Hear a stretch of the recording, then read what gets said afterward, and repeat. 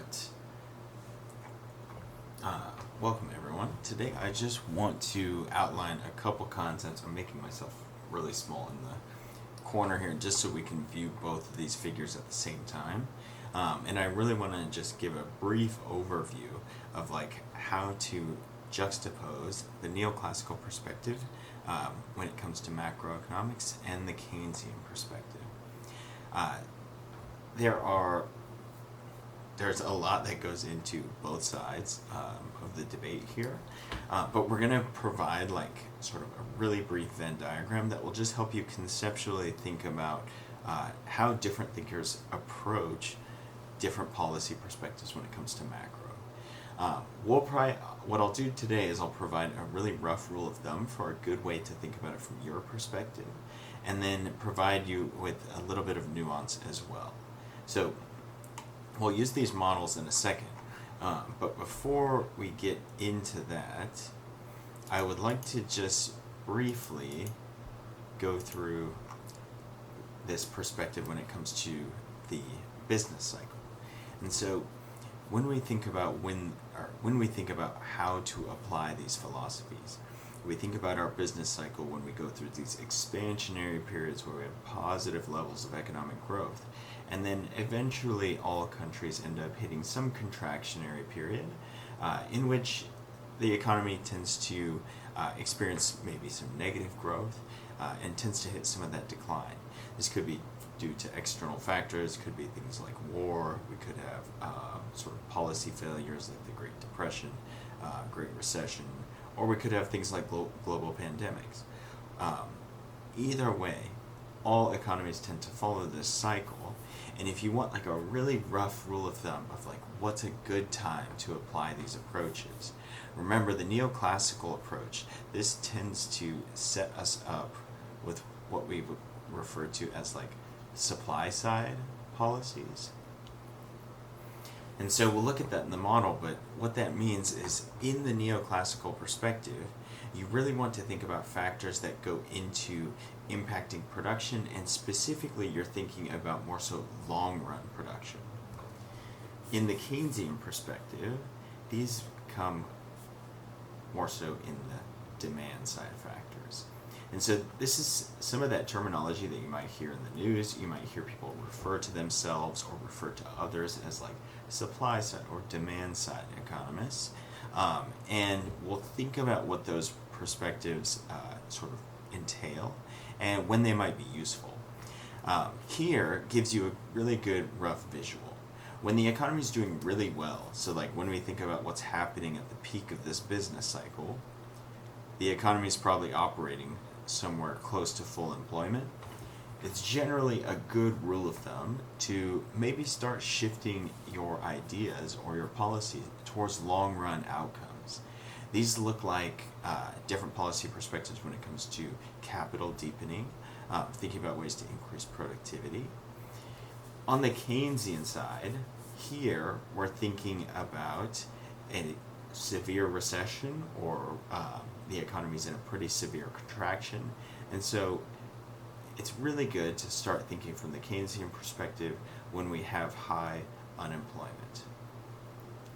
Now, what you'll end up doing as you sort of build some comfort with these philosophies is that in these zones, when you're expanding or when you're contracting, you're not necessarily at the peak or you're not necessarily at the trough. You'll end up leaning towards one side or the other. And so I want you to sort of like think through that, feel comfortable with sort of being able to illustrate which direction you tend to lean when we're not necessarily in these severe recessions or these excellent peaks. These tend to sort of almost be non-negotiable in terms of the perspective we adopt, but when it comes to these intermediate perspectives, this is where we want to have some flexibility. And so let's think about how this applies to the model itself.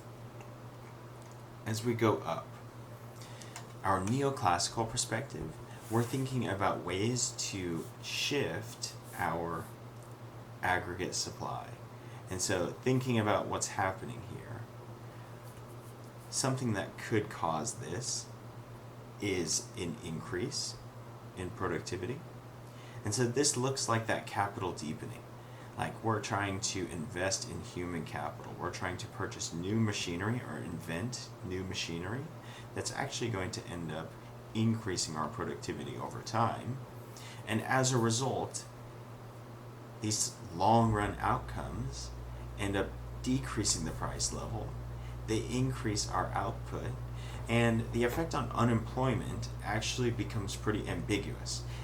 When it comes to unemployment, it actually matters how far the relative curves shift. If we show a really big shift in the long run aggregate supply and a small one in the short run, that means that in the near term, or in the next year or so, you'll probably have some an increase in unemployment. And that could be due to a huge piece of innovation that ends up structurally unemploying a large section of the population. Or we might see vice versa, where it might, in the long run, barely push out our long run aggregate supply, but we might get a big short run boost in our supply side. And so whenever the economy is close to full employment, or we're close to operating at full employment, we want to shift our perspective over here to the neoclassical, and we want to start thinking about our long run implications. Things that necessarily we might not see an immediate benefit now, and actually in the short run we might have to deal with a slight bit of adversity in order to get a huge boost in productivity moving forward. Note that generally shifts in aggregate supply give us kind of the best of everything. We're able to reduce price levels, increase output, and in most cases cut down on unemployment as well. And so we get the best out of our three indicators here. But the important thing to note is that we're really looking decades and sometimes even 100 years into the future to see these outcomes. The Keynesian perspective is sort of the opposite side of that. We use or we adopt this Keynesian approach when we end up in short run scenarios. So these are things that we need to respond to now. We don't have time to invest in education and hope that people will be productive 20 or 30 years into the future. In the Keynesian perspective, it generally, if we think about our business cycle, this is working best when we have these severe recessions, when we have this high level of unemployment. And so a lot of times these involve different factors that end up having short-run impacts by boosting one of the variables in our aggregate demand equation. And for Keynes, which variable we chose tended to be pretty obvious. We would focus on that government expenditure. Things like consumption and investment we can incentivize through different tax policies, but we can't force the hand of anyone. And so one thing we can do is increase government spending in these recessionary periods. Ceteris paribus, if we increase government spending, we will boost aggregate demand, which shifts it to the right. But because this is sort of a short-term solution, right? That's when the Keynesian perspective works best. We end up facing a trade-off. We have to sacrifice this small increase in the price level in order to boost our output and close the gap. And remember, this gap represents our level of cyclical unemployment. And so here's our post-shift gap, the smaller gap here. And so what we end up doing is we're kind of running into that Phillips curve sort of analysis where, yes, in the short term, we can stimulate the economy with some type of government expenditure. These could look like things like FDR's New Deal policies. This is the stimulus check, the 2008 stimulus package. Huge increases in government expenditure, and holding all of these variables constant, it will boost aggregate demand, but we're going to have to face a trade-off. When it comes to our indicators, yes, we're able to cut down on unemployment. We closed this gap, and we boosted the economy's output. But in the short run, because this is such an immediate effect, when things happen fast, we're probably going to get a slight increase in the price level as well. And depending on the type of expenditure, it might actually be a relatively large increase. But this isn't a huge concern in the short run, because in the short run, we're experiencing a depression or a recession. And so that's why this policy side or this perspective becomes very effective in those situations. Long run capital deepening productivity for when the economy's at full employment. We really want to sort of move into and adopt that neoclassical perspective, really think about long run productivity.